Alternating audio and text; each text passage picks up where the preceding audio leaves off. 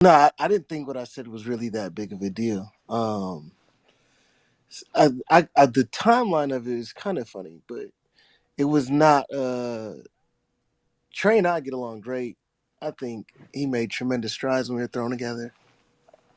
But I think Kyle, and this is something I've talked to other quarterback trainers about a bunch. But Kyle and the 3D guys, he played for Kyle. So the system going into, he wanted to understand if Trey could do some of the things in their system prior, like right before the draft. So I talked to John Lynch, whatever, talked to their staff.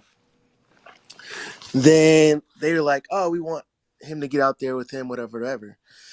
Then after that, they decided that's who they wanted him to train with. And that was, the thing. And I was good with that because honestly, whatever's good for my guys is good for them.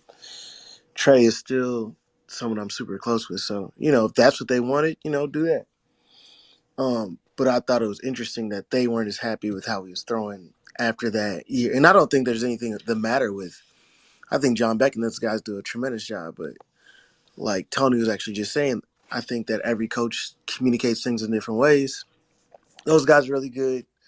Jeff Christensen's obviously really good, and that's who Trey worked with this offseason. I don't know if I didn't ask Trey, so I couldn't tell you if that's someone they told him to go work with this year. Um, I don't too much get along with that staff, so having a quarterback work with somebody who doesn't communicate with the staff, doesn't talk to them, doesn't vibe with them is not necessarily a great idea. So I could understand why they wouldn't have him work with me, but all the other teams or guys I work with, I communicate with those staffs probably weekly. And I've never talked to the 49ers since right before the draft, after I talked to John Lynch actually about him. So I don't have like a bunch of thoughts on the 49ers. I just didn't communicate with them. I would understand why, things went the way it went. Definitely understandable. Would you be down to take a couple of questions? Yeah, sure. All right, Tony or Ray, you have a question? Yeah, I just want to see who you're working with right now, Quincy, in terms of up and coming college guys or maybe NFL guys that you're pretty proud of right now. I'll talk about NFL guys: Geno, Jalen, Deshaun, Justin. Um, Fuck, who else? Dobbs. Tyler. I mean, we have probably 10 or 11 NFL guys, so I think we had a really good offseason this year. Appreciate that. Go, Ray. Yeah, so I was going to ask you. It was, I found it interesting when you mentioned that, in terms of communicating with that staff, not really vibing with them. Did did that arise after you had and you know what? Whatever you can say, or I don't want you to say anything you don't want to say, but with what happened back then when you first started working with Trey, did that issue occur after or before? Was that something that they were like giving you some type of, negative vibe? What was I it never got a negative that vibe. created it? I had never worked with anybody in their system. So usually when you start working with a guy and you're familiar with somebody in their system, or you've worked with a guy for a long time prior to going that team, it usually makes a much easier transition. I worked with Trey a little bit prior to his last season at NDSU, and then for draft prep, which did happen to be one of the longer draft preps. So we did, I think, got a lot of different work, but he wasn't as big a stickler. Like, let's say someone like Deshaun, when he got to the Texans, O'Brien didn't necessarily want him to work with me because he didn't know me, right? But had such a strong relationship with him that there was nothing he could do at that point. It just kind of depends on how long you've been working with somebody. There's a lot of different things that go into your ability to continue to work with somebody. Okay, thank you for answering the question, man. Go, Kevin. Oh, Hey wait. Quincy. Hey Quincy, great to have you up. I've watched your guys' pro day video a lot. What were some things that you guys were doing going into that prep and showing what Trey could do in front of those NFL teams? What were the things that you were working on with him to showcase what he could do leading up to Yeah, that? I think, yeah, for sure. I think if you look at it, one of the things, and actually he's doing a really good job of it now in the videos that I see, so I'm really happy, was front foot strike, right? So a lot of the things that we did were revolved around how fast he could get his front foot down. That just quickened up some of his mechanics. So that kind of allowed him to be, I thought, that put him in a position where he could get his front foot down really fast, could start creating some more internal rotation. Was one of the two biggest focuses that we had. Go ahead, Rich.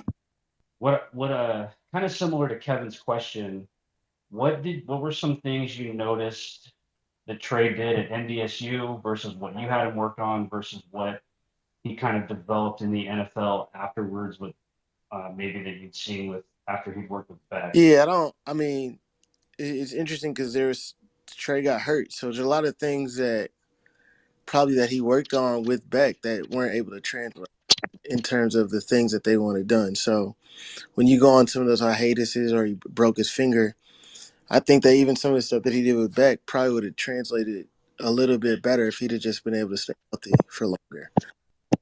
So I don't really can't speak to that in terms of what he did with Beck.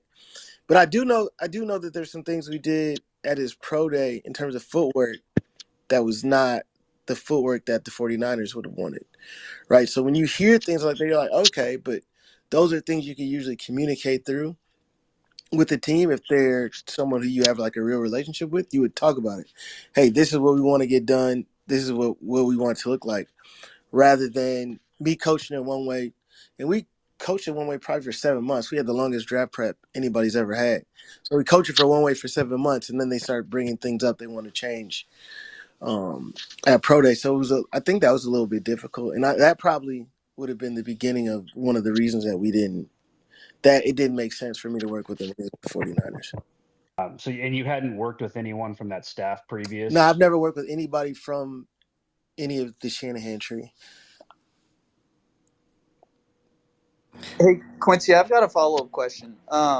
We know Trey has a really, really great work ethic. He's a tough worker. He wants to get stuff right. Can you kind of speak to that in terms of your work with him? Is obviously he's got a really high IQ, knows the game. Can you just speak to like maybe point to times where you noticed that where he was putting in the work, and what are your impressions of him as like a person off the field as well? Well, in person, I think he's one of the greatest dudes. Like, best people, overall genuine people that I know in the NFL. I haven't worked with Trey since draft prep, and I have a 6-year-old daughter, and Trey FaceTimes her regularly just because she's a big Trey Lance fan, and he'll talk to her for 10, 15 minutes, and she's 6. Like, that just kind of shows you what kind of person he is. So I think that he is special in that way. Work ethic, I've done draft prep, I think like 6 or 7 years.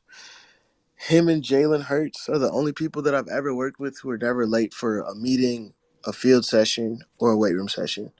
And he had his draft prep for longer than everybody else. Like, he's unique in both those aspects. So I think that when he gets a real opportunity with the 49ers, like not hurt, I'm not saying they haven't given an opportunity. When he gets an opportunity when he's not hurt and gets to be on the field for a whole season, I think people are going to be really happy. Even some of the stuff that I've seen him do during camp, like I think that if he was doing this stuff, even last year, how excited 49ers fans would be. We gonna get just two more questions and you can let you go. We'll let you go, Quincy. So Can I say oh one yeah, thing? go I ahead, go just want ahead. to say one thing. I just want to say one thing. Somebody tried to add a video of me of Trey throwing Muhammad Sanu. Like, that was a thing about him training with me. Yeah, a little different than what people think, but whatever. But if you go back and look at the mechanics in that video, you'll see all the things that I'm talking about. Fast foot strike and being able to internally rotate. I think I shared it in this group. And I think if you talk to Trey, he would say that's some of the best mechanics he ever had. But we can move on from that. Go ahead, Niner Nate. The thing that comes with the Trey Lance all the time is like his short intermediate. Like there's obviously problems with it, or that's what is believed. And so I wonder from your perspective as someone who's trained, obviously a guy who played in the Super Bowl last year. Like what is Trey's biggest deficits? What are the things that are keeping him back from being obviously no one's Mahomes, but being like that level of quarterback? I haven't had the opportunity to see Trey throw in person in quite some time. So I couldn't really tell you what issues are going on, but I think whatever it is, he has a talent to overcome it.